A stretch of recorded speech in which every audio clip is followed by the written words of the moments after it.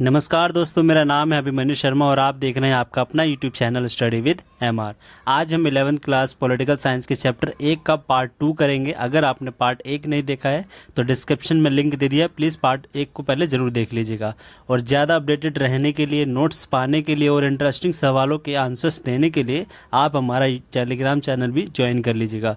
Part 1 में हमने cover किया था संविधान का अर्थ और संविधान सभा का गठन। आज की वीडियो में हम उद्देश्य प्रस्तावना क्या है और संविधान की आवश्यकता क्यों होती है किसी भी देश को, इसके बारे में हम जानेंगे। तो चलिए शुरू करते हैं बिना किसी देरी के।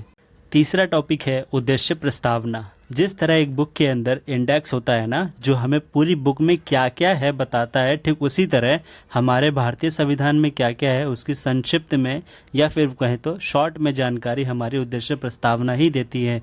उद्देश्य प्रस्तावना को हम उद्देश्य का प्रीएम्बल, ऑब्जेक्टिव रिजोल्यूशन के नाम से भी जानते हैं, जो कि एनसीईआरटी बुक्स के फ्रंट में होता है और कुछ इस तरीके का दिखता है।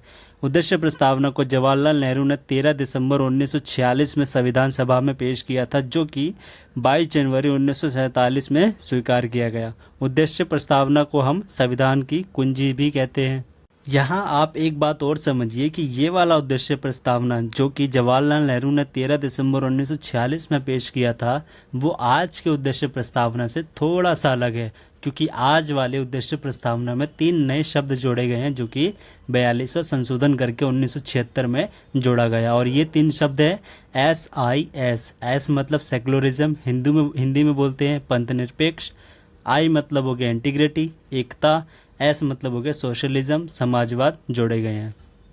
अब आपका चौथा टॉपिक है संविधान की आवश्यकता क्यों, या यूं कहें कि किसी देश को संविधान की ज़रूरत क्यों होती है, या ऐसे भी हम कह सकते हैं कि किसी देश को कानून की पुस्तक की क्यों ज़रूरत पड़ती है। तो चलिए समझते हैं एक एक करके। अब तो पहला कारण है एक व्यवस्थित समाज की रचना के लिए। जैसा कि पहले भी बताया गया था कि संविधान में नियम कानून होते हैं जो कि समानता, स्वतंत्रता और न्याय को बढ़ावा देते हैं।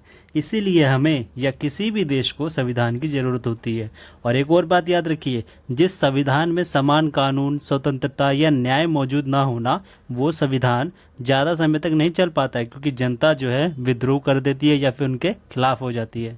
दूसरा कारण है कि संविधान जो है वो शासन का प्रकार तथा शक्तियाँ बताती है। जैसा कि आपका देश लोकतांत्रिक है या राजतांत्रिक। राजतांत्रिक का मतलब होता है एक राजा का शासन और लोकतांत्रिक का मतलब होता है जनता का शासन, जैसे कि भारत में है। और लोग अपने अनुसार अपने प्रतिनिधियों को चुनते हैं और वही प्रतिनिधि संसद में जाकर के कानून बनाते हैं। तीसरा कारण है संविधान शासन की शक्तियों को सीमित करता है। सरकार को असीमित शक्तियां प्राप्त नहीं है। भारत के संविधान के भाग 3 में नागरिकों के पास मौलिक अधिकार हैं, जो कि शासन की निरंकुश शक्तियों और मनमानी पर नियंत्रण कायम रखता है। निरंकुश का मतलब होता है सिर्फ अपनी मनमानी करना। चौथा कारण है संविधान समाज के बुनियादी लक्ष्यों और आदर्शों को बताता है। इसमें भारत के संविधान की प्रस्तावना भारत के सभी नागरिकों के लिए न्याय, स्वतंत्रता और समानता के बारे में घोषणा करता है। पांचवा कारण है कि संविधान नागरिकों के अधिकारों का प्रतिपादन करता है। हमारा संविधान पूरे भारत में सभी नागरिकों को एक समान अधिकार प्रदान करता है, किसी भी जाति, नस्ल, धर्म के आधार पर आधारित नहीं है। तो दोस्तों, अभी तक हमने जो है 4 टॉपिक कवर कर लिए हैं, और कोई भी टॉपिक तब तक पूरा नहीं माना जाता जब तक अपने उसके क्वेश्चन की प्रैक्टिस ना की हो। तो चलिए आपको कुछ क्वेश्चन देते हैं, उनके आंसर कमेंट बॉक्स में लिख देना, या फिर नहीं तो किसी कॉपी के अंदर आप लिख करके ज़रूर देखना, क्योंकि पेपर में आपको लिख करके ही देखना है वो चीज़, ठीक है। तो चलिए आपके क्वेश्चन सब मैं आपको बताता हूँ। तो आपका पहला सवाल है कि संविधान सभा की पहली बैठक कब हुई थी। दूसरा है संविधान सभा का गठन किस योजना के तहत हुआ था। तीसरा है संविधान सभा बनाने का प्रथम विचार किसने दिया था। चौथा है संविधान सभा के स्थायी अध्यक्ष कौन थे। पांचवा है संविधान सभा में उद्देश्य प्रस्तावना किनके द्वारा पेश किया गया था। छठा है संपूर्ण संविधान के बनने में लागत कितनी आई थी, मतलब खर्चा कितना हुआ था। सातवां है प्रारूप समिति के अध्यक्ष कौन थे। आठवां है भारत का संविधान कब बन करके तैयार हुआ था। नौवां है भारतीय संविधान को बनने में कितना समय लगा। 10वां है 26 नवंबर 1949 को कुल कितने सदस्य उपस्थित थे जिन्होंने हस्ताक्षर किए थे संविधान में। और 11वां क्वेश्चन है उद्देश्य प्रस्तावना कब पेश किया गया और स्वीकार कब किया गया था। 12वां है उद्देश्य प्रस्तावना में कौन कौन से शब्द जोड़े गए।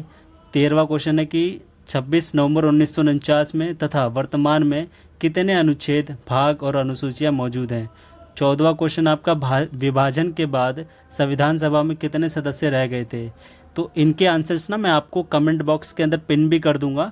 और बट उससे पहले ना आप अपने खुद के आंसर्स देना और मैच करके देखना कि आपको कितना याद रहा और कितना याद नहीं। तब तक के लिए जय हिंद, जय भारत, बाय बाय।